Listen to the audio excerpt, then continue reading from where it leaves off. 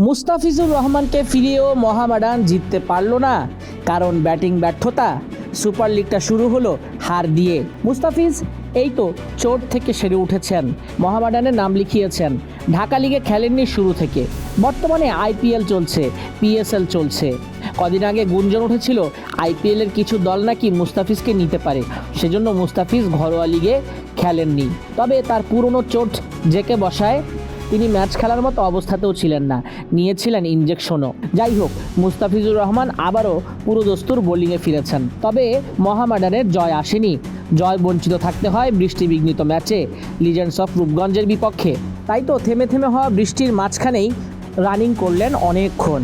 Fitness শতভাগ ফিরে পেতে মুস্তাফিজ কষ্ট করছেন, সময় দিচ্ছেন নিজেকে। একসময়ের কাটার মাস্টার এখন ফ্র্যাঞ্চাইজি লিগে সুযোগ পান না, কোথাও থেকে ডাকও আসে না। মুস্তাফিজ কি ফিরতে পারবেন পুরনো রূপে, সেটা সময়ই বলবে। আপাতত বাংলাদেশ জাতীয় দলের খেলা অনেক সামনে। বর্তমানে লাল বলে ব্যস্ত আছে জাতীয় দল, সাদা বলে দল আবার পুনরায় ফিরলে মুস্তাফিজকে দেখা যাবে বোলিং অ্যাটাকের নেতৃত্বে।